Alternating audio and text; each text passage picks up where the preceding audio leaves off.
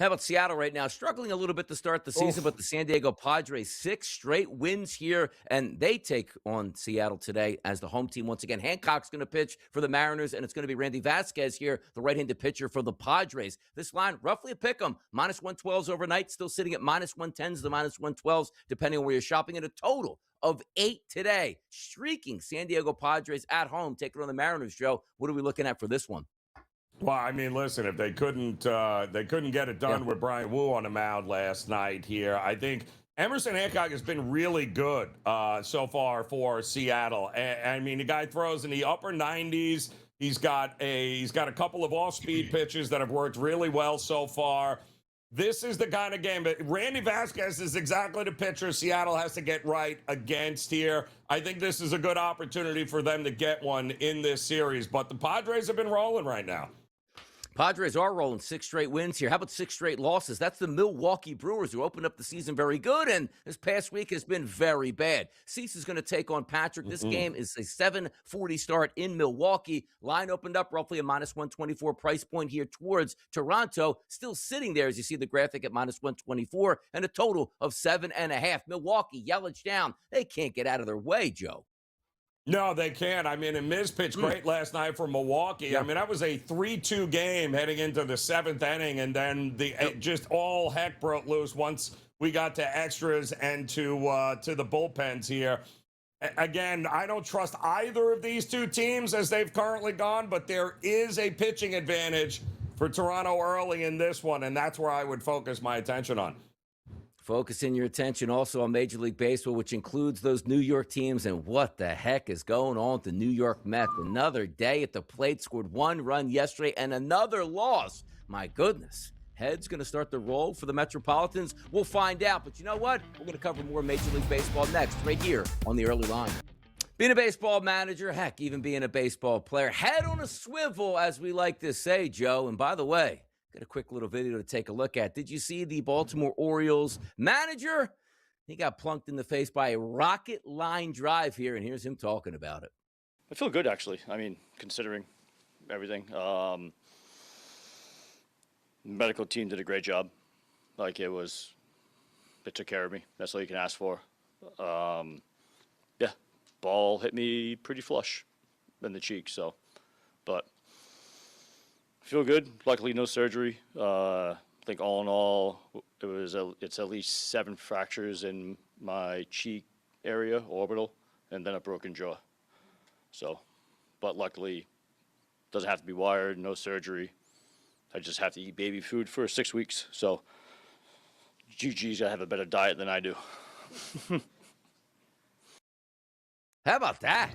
Broken jaw, couple fractures there, can still talk, but does have to have baby food over the next couple weeks at this point. A lot of milkshakes from McDonald's. That's not good, Joe. What do you got to do? We got to put the helmets in the dugouts now on the players and the managers?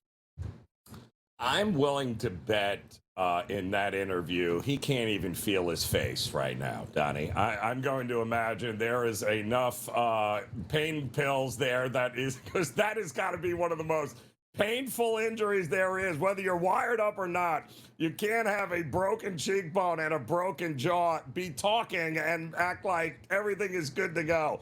No way. That is a lot of pain that man's going to be going through here. That's tough, man. Again, it's rocked in the face. And every time you hear like the crack of the bat, now he's probably ducking in the dugout here and got to deal with it for a couple more weeks of eating baby food.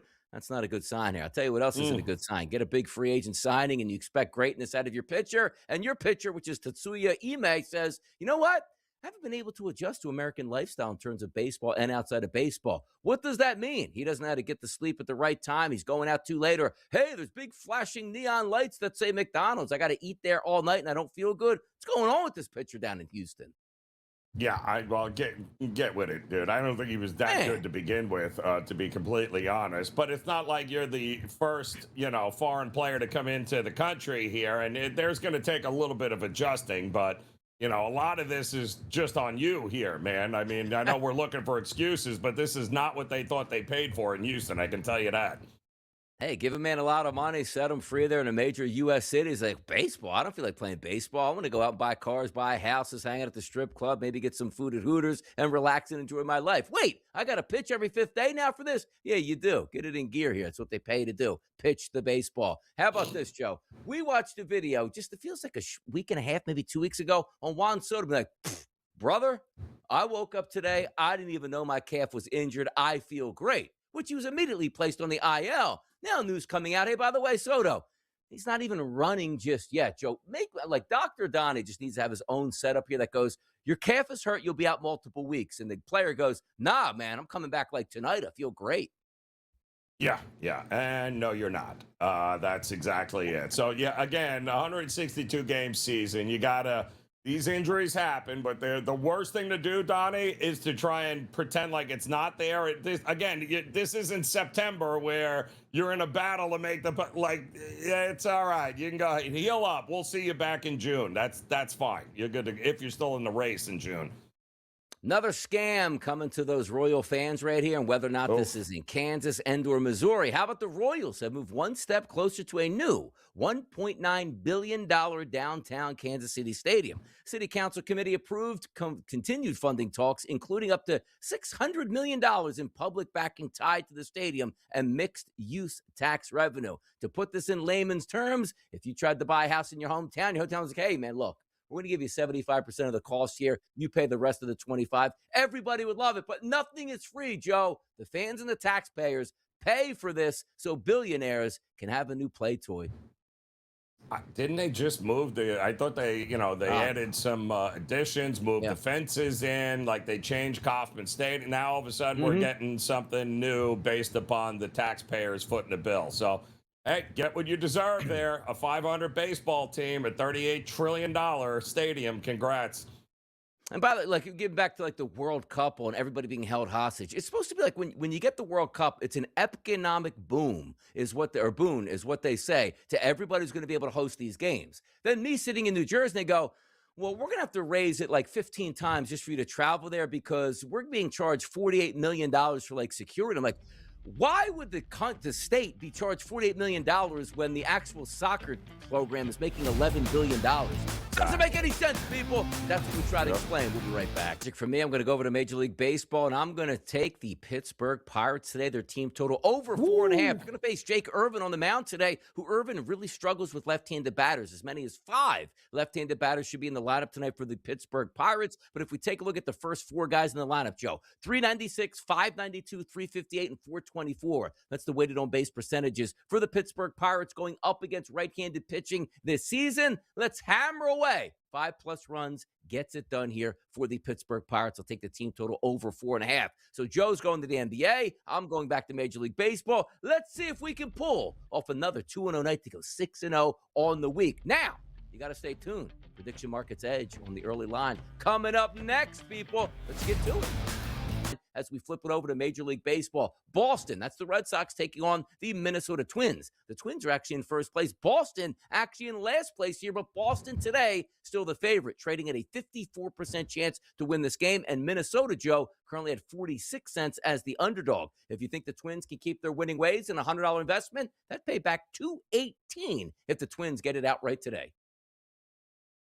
Yeah, I mean, listen, Buxton's hitting. This whole Minnesota lineup is absolutely crushing teams here. And they're hitting the long ball. They've won 4 games in a row. They've won 8 of their last 9. Is this a team that we want to step in front of here? I don't think so. But yet, it's the 3rd game in a row, Donnie, where they're the dog. They're getting plus money here. And it's been a pretty good investment. I don't know why it wouldn't be a good investment here. Maybe even take that 1 run here, maybe +1 for Minnesota in the home team. But I think they got just as good a shot at winning this game because I can't trust Boston to put up enough offense here to beat anybody. You know, you can trust right now to San Diego Padres. Why? They've won 6 games in a row. Looking for lucky number 7 today. Hancock versus Vasquez on the mound today. This game is going to start at 9:40 p.m. Eastern, so staying up late. Take a look at the Kalshi marketplace right now, Joe. 50% chance here on San Diego. 50% chance here on Seattle. A true coin flip here, which one is trading at 51 cents, the other at 50 cents here, Joe. Not a lot of juice involved. Just got to pick the winner tonight between Seattle and San Diego.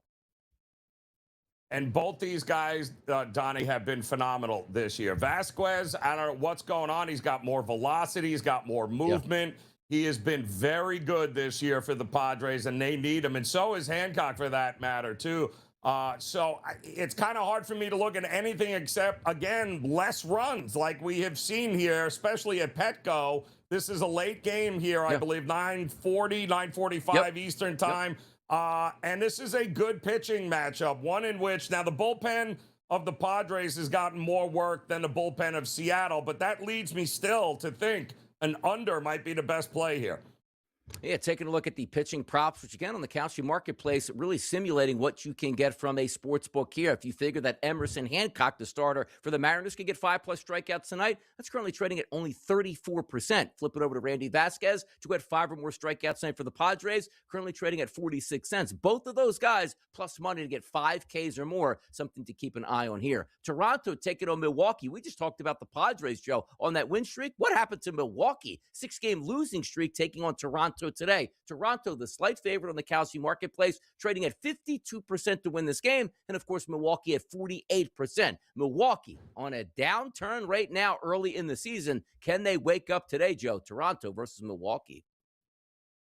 Well, you know, they lost Yelich. They've been a little beat up there, and the bullpen has not been good at all for them. So it's been a rough stretch here for the Milwaukee Bucks. Now, this was a game, Donnie, that was very close against Toronto yesterday until we got into the latter half in the innings and the bullpens got involved, and then, you know, it all broke loose. But I tend to think that maybe Dylan Cease has got an advantage on the mound here today for Toronto. And if the bats finally found something, I think they could very well be the right side in this game here today. And if the bats find something, which includes Vladimir Guerrero Jr. hitting a home run tonight, Joe, currently only trading at 21%. So if you take a look at a $100 investment, if Vladdy goes yard, that pays back $477 here.